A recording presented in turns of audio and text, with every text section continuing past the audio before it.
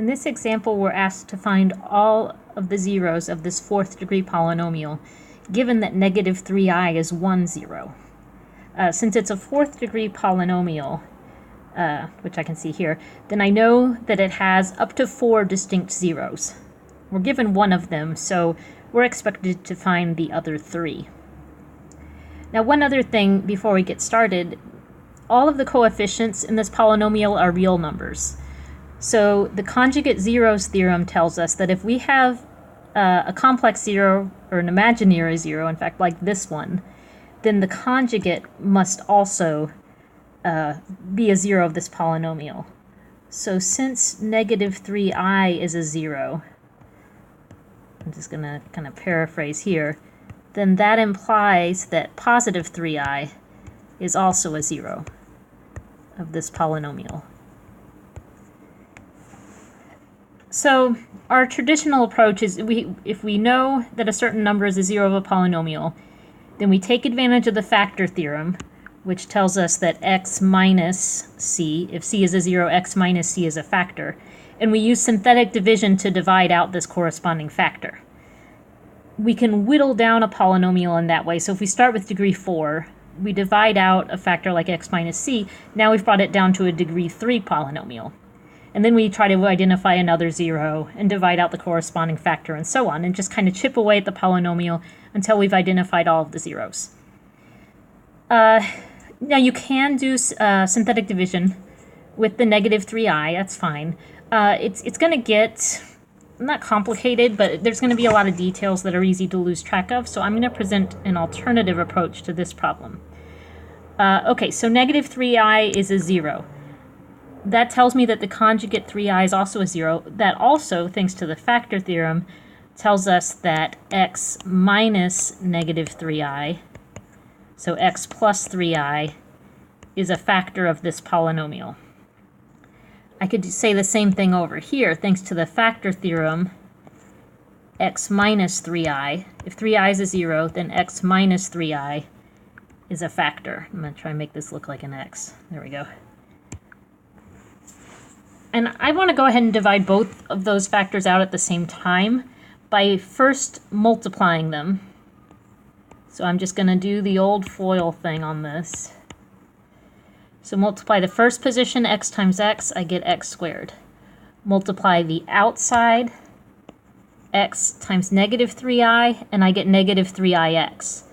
Now notice if I multiply the inside, positive 3i times x, I get positive 3ix.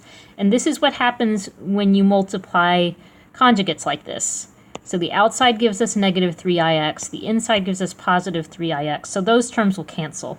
I'm just going to kind of skip those.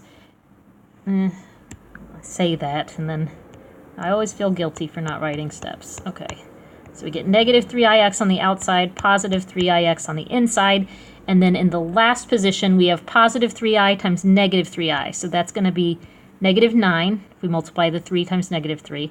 And then I times I, which is I squared. Now, okay, minus 3i plus 3i, those terms are gone. I squared here. You may recall that I squared is equal to negative 1. I is actually defined as the square root of negative 1. So when we square both sides of that equation, we get this result here.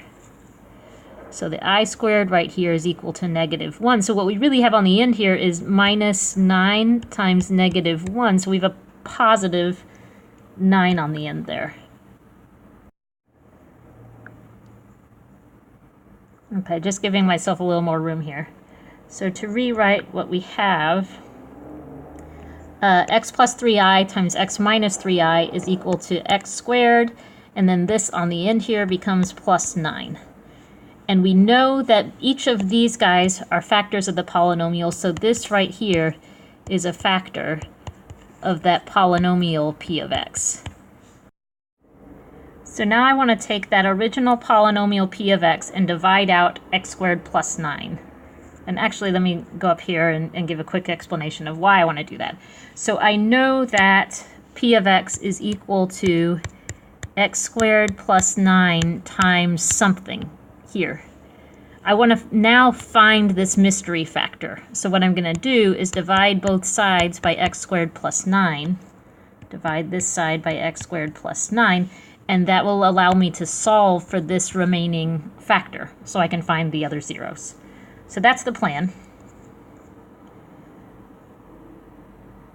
So I'll write out the division down here. We're dividing the original, actually, you have it written down on your paper. I'm just going to write p of x. The original polynomial p of x divided by x squared plus 9 to help us identify the other factors. Sorry for the handwriting there. Okay, so now I get to show you some long division if you were hoping for a video of that.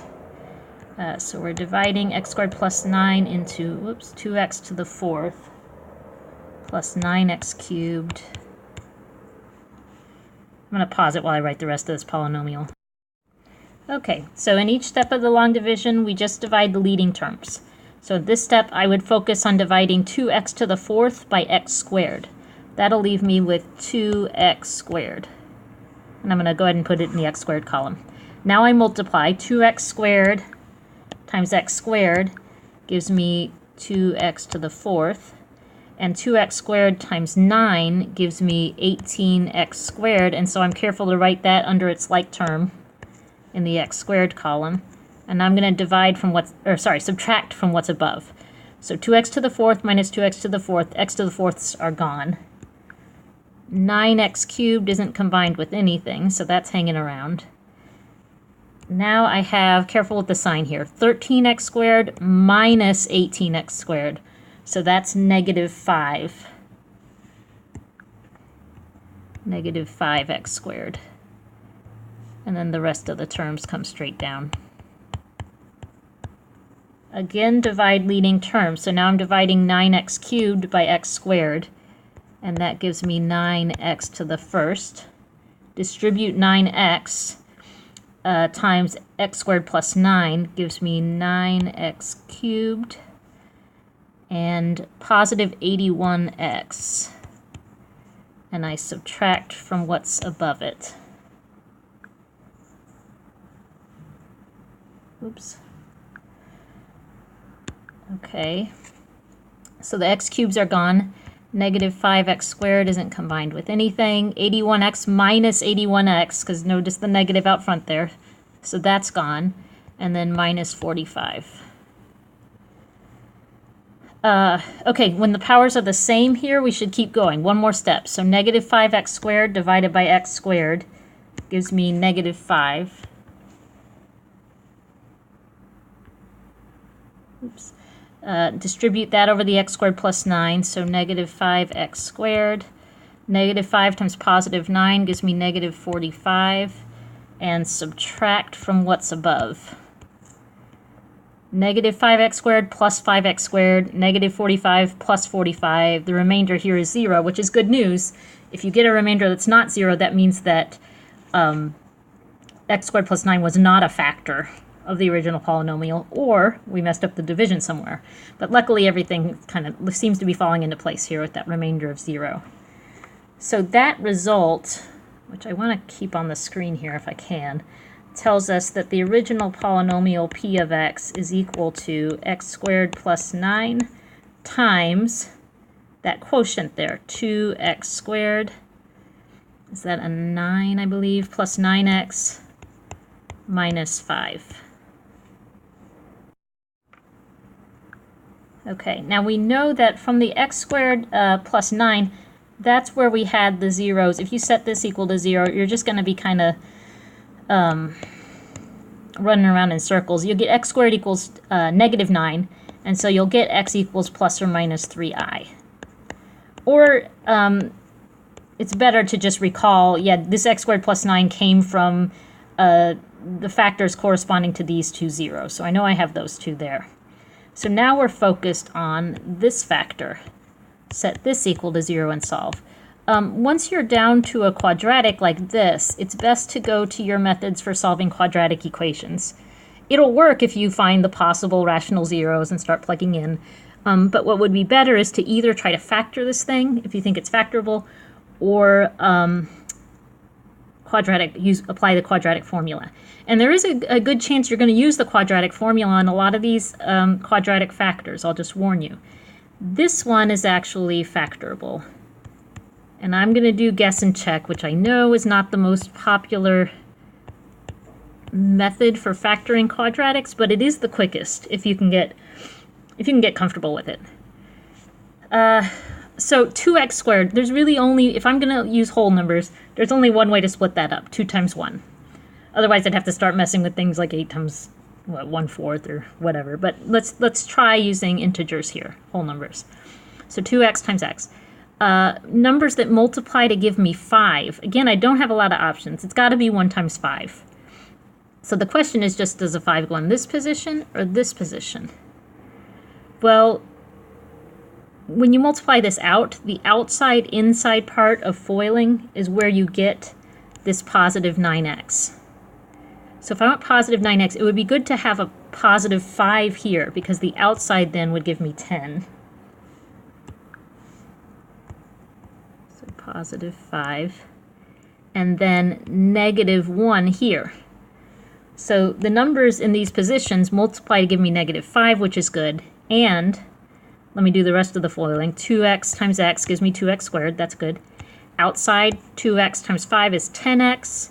Inside, I have negative 1x. When I combine those, I get positive 9x and then minus 5. So this looks good.